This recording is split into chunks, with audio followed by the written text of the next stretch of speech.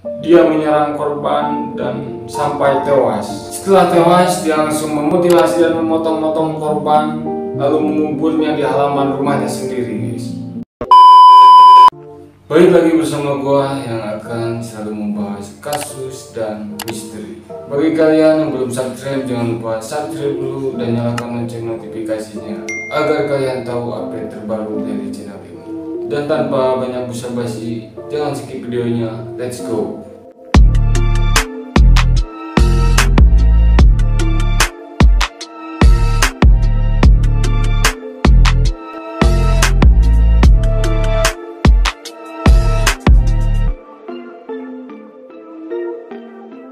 Oke guys, di pembahasan kali ini gua akan membahas tragedi ataupun kasus pembunuhan paling sadis yang pernah terjadi di Indonesia.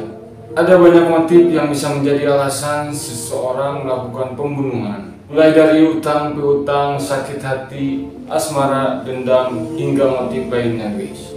Cara pembunuhan yang dilakukan pun terbilang cukup mengerikan dan sangat keji. Berikut ini gua sudah merangkum 5 kasus pembunuhan mengerikan yang sempat menggegerkan masyarakat Indonesia. Yang pertama, kasus Rio Martil. Antonius Rio Alec Bulo atau lebih dikenal dengan nama Rio Martil. Dia lahir pada 2 Mei 1978 di Sleman. Dia adalah pembunuh berantai yang menghabisi korbannya menggunakan senjata berupa martil. Perawakannya kecil, orangnya dikenal pendiam dan tertutup.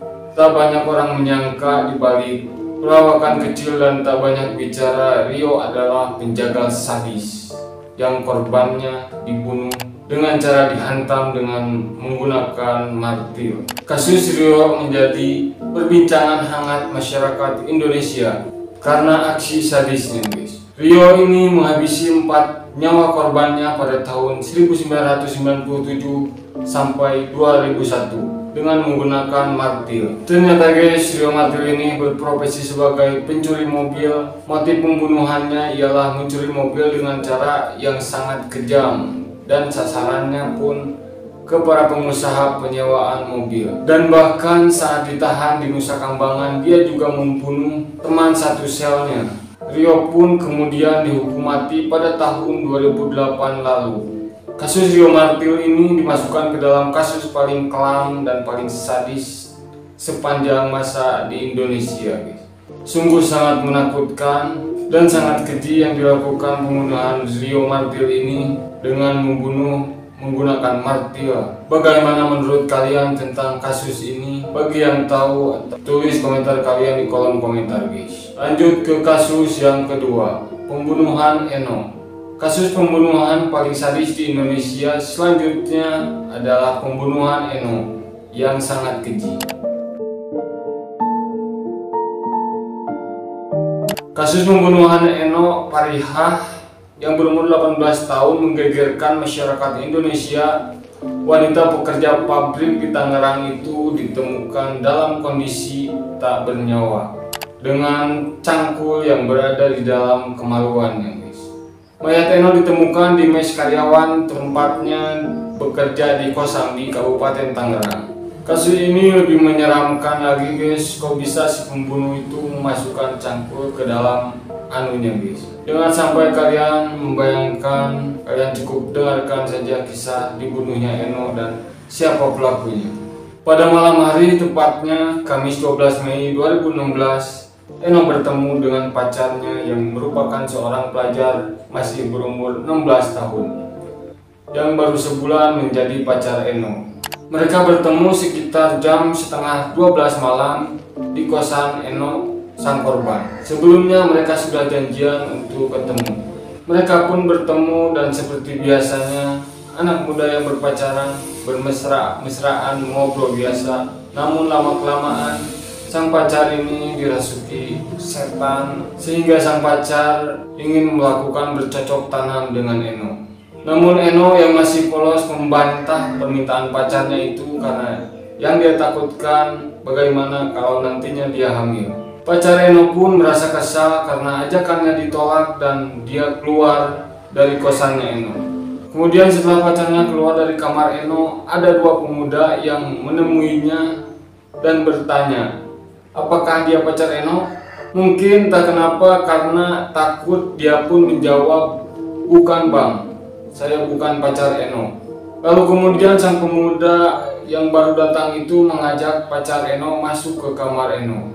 Dan tiba-tiba Eno pun disiksa oleh mereka dan si pemuda itu menyuruh pacar Eno untuk mencari pisau di dapur. Tetapi pisau itu tidak didapatkannya.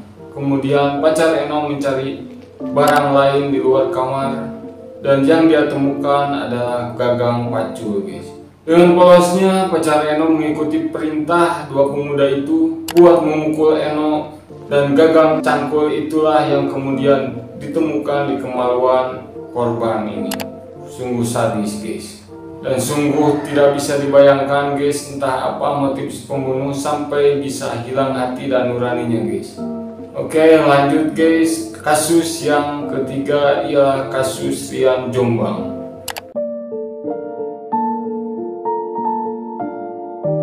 Sosok pembunuh keji ini membunuh dan memutilasi 21 korbannya dan menguburnya di pekarangan rumahnya sendiri. Rian diketahui memiliki kelainan seksual dan memanfaatkan para korban untuk mengeruk hartanya.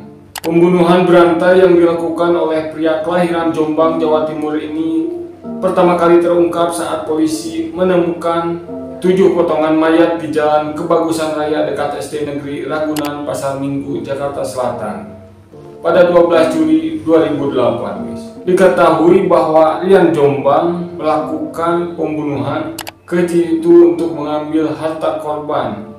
Ia membantai korban di rumahnya sendiri dengan memancing korban agar mau bersilaturahmi ke rumahnya, dan kemudian dia menyerang korban dan sampai tewas. Setelah tewas, dia langsung memutilasi dan memotong-motong korban lalu menguburnya di halaman rumahnya sendiri, guys. Hakim Pengadilan Negeri Depok pun memvonis Rian Jombang dengan hukuman mati pada 2009. Edan, guys. Ada apa, guys, gara-gara ekonomi orang ini sampai lupa diri? Apapun dihalalkan demi uang. Gila. Jika ada yang lebih tahu tentang Rian Jombang ini, kita sharing di kolom komentar, guys. Lanjut di kasus yang keempat. Kasus yang keempat ada di tragedi Pulau Mas.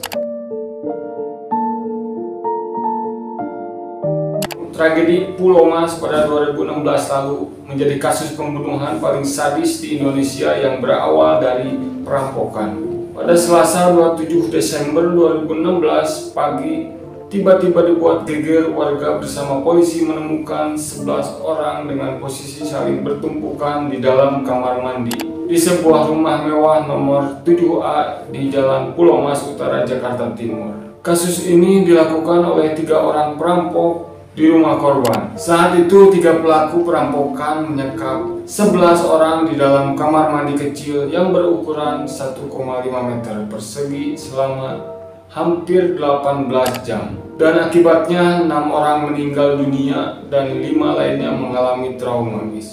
Diketahui rumah itu ternyata pemiliknya adalah seorang pengusaha di bidang properti, guys.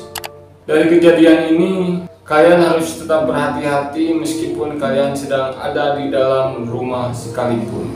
Karena yang namanya kejahatan tidaklah mengenal waktu ataupun tempat. Tetaplah waspada, guys.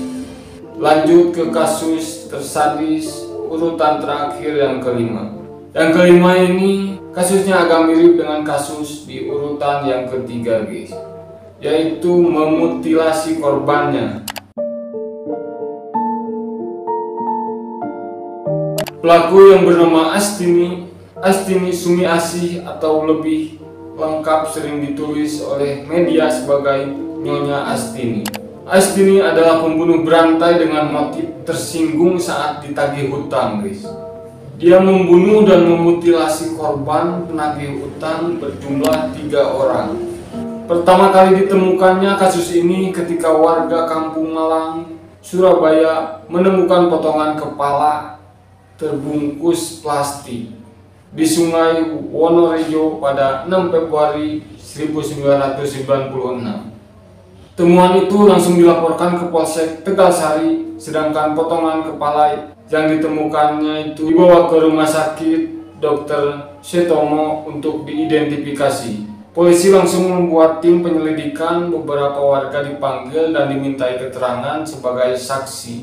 Polisi lalu mendapatkan keterangan dari seorang warga yang melihat korban datang ke rumah Astini sekitar jam 4 sore. Sebelumnya dilaporkan menghilang oleh keluarganya. Dan dari hasil penyelidikan, polisi lantas menangkap Astini. Awalnya Astini mengelak telah membunuh, namun setelah dicecar sejumlah pertanyaan dalam interogasi, akhirnya ia mengakui pembunuhan keji itu. Ia mengaku jengkel karena dimaki dan dihina oleh korban saat ditagih hutang. Wow. Hati-hati nih buat para penagih hutang yang suka memaki-maki seperti pinjol, guys. Astini pun menjelaskan kronologi semuanya ke polisi sore itu tanggal 4 Januari 1996. Astini sedang duduk di teras rumahnya di Jalan Kampung Malang Utara, Wonorejo, Tegalsari, Kota Surabaya. Astini tiba-tiba dihampiri sang korban yang bermaksud menagih utang. Ternyata utangnya, guys, hanyalah sebesar Rp20.000. Gila. Cuma dari uang 20.000, guys. Dikira gua utangnya gede, ratusan juta ataupun miliaran. Ini cuma uang 20.000. Astini pun saat ditagih katanya belum ada uang buat membayarnya, dan kemudian korban merasa kesal dan sampai memaki-maki, melontarkan kata-kata hinaan kepada Astini. Tragedi itu pun terjadi ketika korban dipancing oleh Astini masuk ke dalam rumahnya. Astini mengiming-imingi bahwa dia akan membayar semua hutangnya. Setelah korban ada di dalam rumahnya dan Astini pun pergi mengambil sebuah benda yang berupa besi, lalu kembali dan menghantamkannya ke korban, guys. Yang lebih parah, Astini sampai memotong-motong korban menjadi 10 bagian. Mengerikan sekali, guys. Entahlah si ibu itu kerasukan psikopat yang mana. Gak ada takut-takutnya dia, guys. So guys, itulah kasus-kasus tersadis yang pernah menggegerkan Indonesia dan dianggap paling keji. Bagaimana menurut kalian dan ada di nomor berapa kasus yang paling mengerikan di Indonesia ini, guys? Oke, bagi kalian yang ingin berbagi kisah misteri ataupun kasus yang menurut kalian seru buat dibahas, tulis di kolom komentar, guys. Oke guys, sampai jumpa di kasus dan misteri selanjutnya.